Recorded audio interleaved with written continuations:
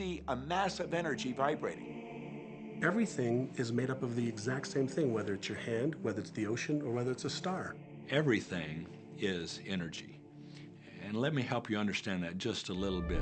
There's the universe, of course, and our galaxy, and our planet, and then individuals, and then inside of this body are organ systems, and then there's cells, and then there's molecules, and then there's atoms, and then there is energy.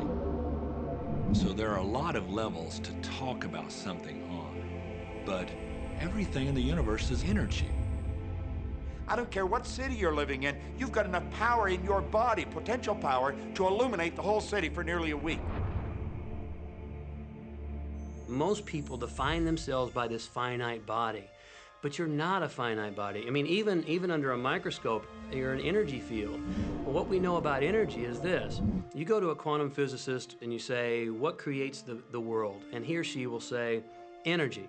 Well, describe energy. Okay, it can never be created or destroyed. It's always was, always has been. Everything that ever existed always exists. It's moving into form, through form, and out of form. Okay, great.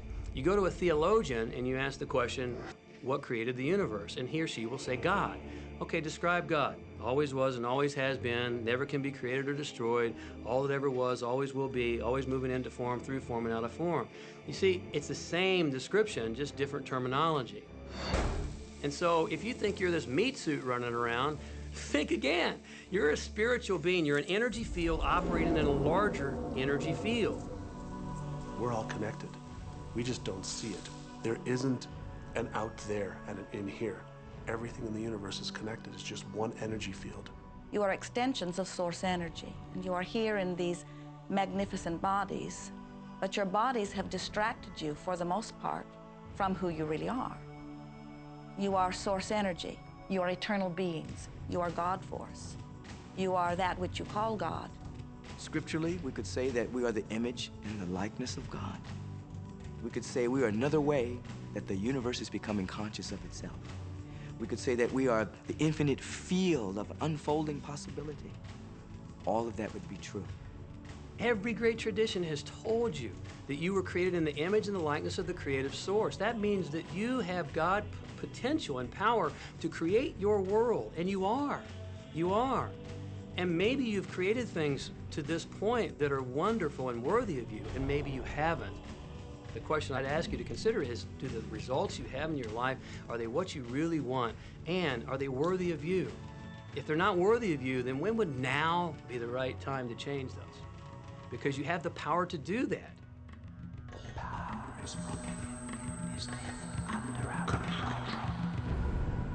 You know, a lot of people feel like they're victims in life, and they'll often point to past events, perhaps growing up with an abusive parent or in a dysfunctional family.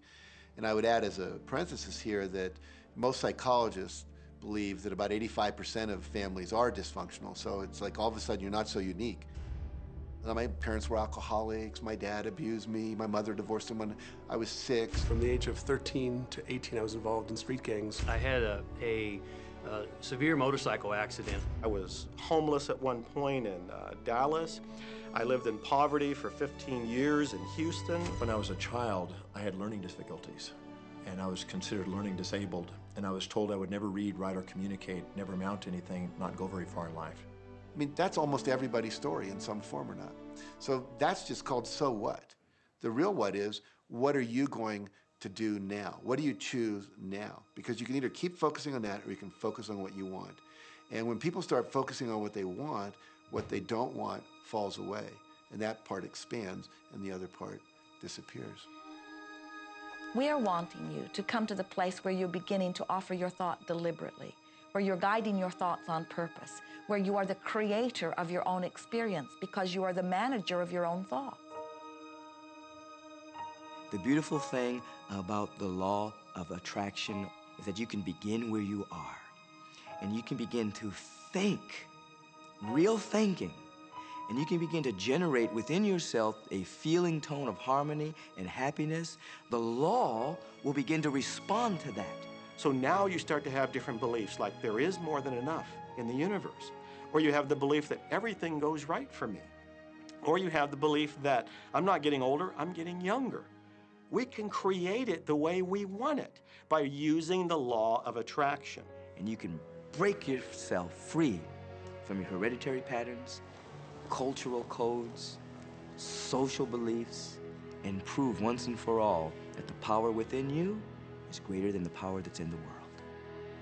Some of you may be thinking, well, that's very nice, but I can't do that, or she won't let me do that, or he'll never let me do that, or I haven't got enough money to do that, or I'm not strong enough to do that, or I'm not rich enough to do that, I'm not. Every single I'm not is a creation. Whether you can or you can't, you are right. Are there any limits to this? Absolutely not. We are unlimited beings. We have no ceiling. The capabilities and the talents and the gifts and the power that is within every single individual on this planet is unlimited.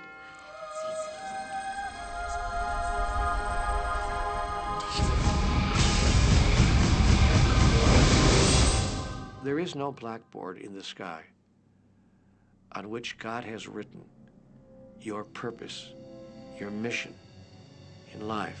There's no blackboard in the sky that says, Neil Donald Walsh, a handsome guy who lived in the first part of the 21st century, who, colon, then there's a blank, you know, and all I have to do to really understand what I'm doing here, why I'm here, is to find that blackboard and find out what God really has in mind for me.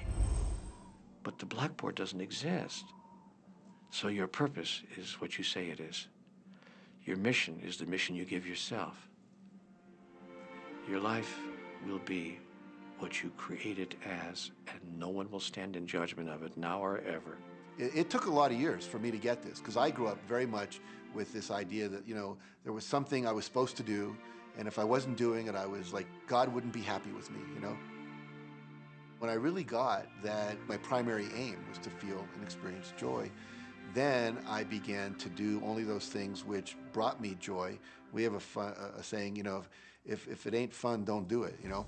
Joy, love, freedom, happiness, laughter. That's what it is. And if you've just experienced joy sitting there and meditating for an hour, by golly, do that. If you experience joy eating a salami sandwich, then do that.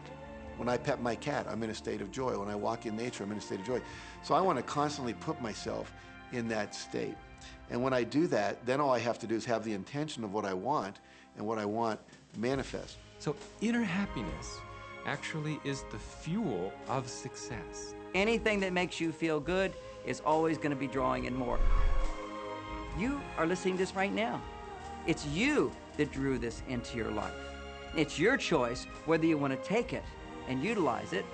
If it feels good, if it doesn't feel good, then you know, let it go. Find something that feels good, that resonates with your heart.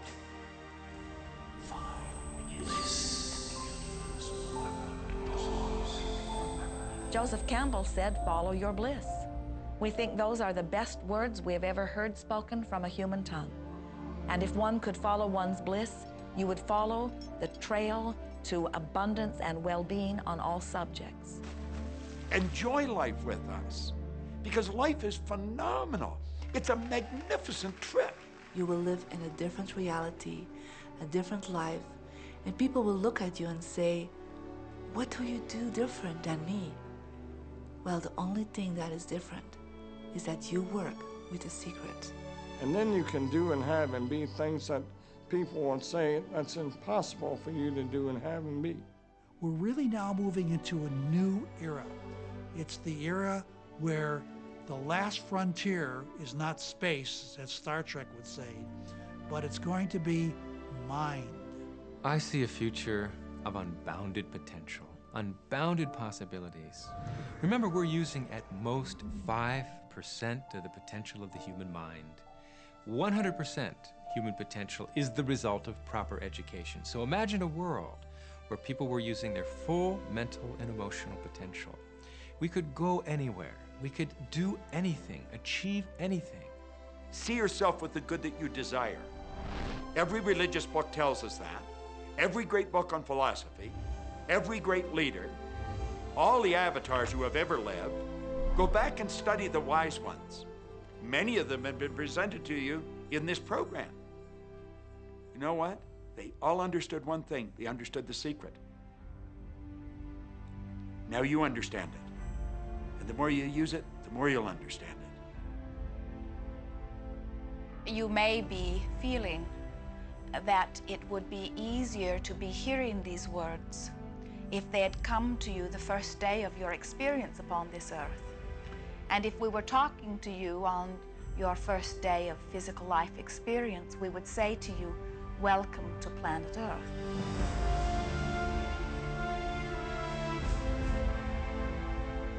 There is nothing that you cannot be or do or have.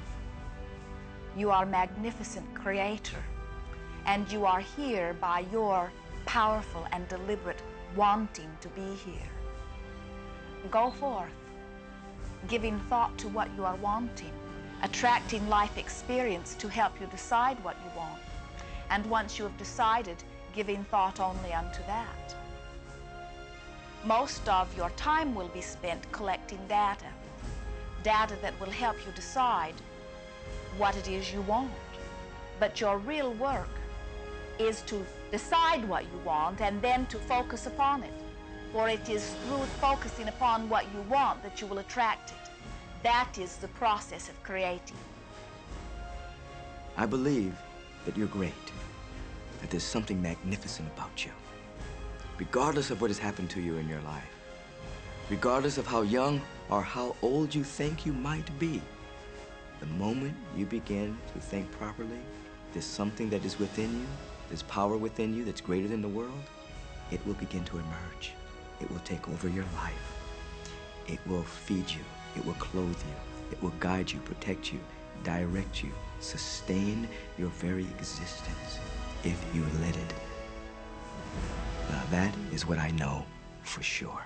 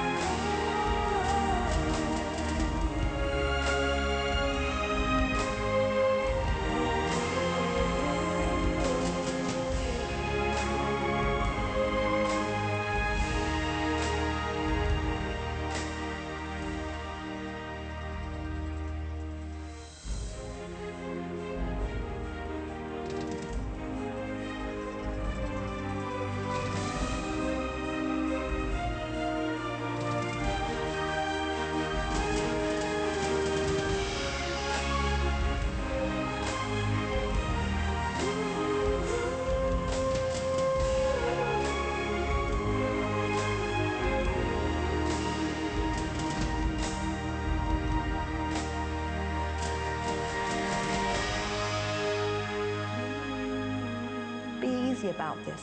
Have fun with it. There is nothing you are supposed to do, only that which you want to do.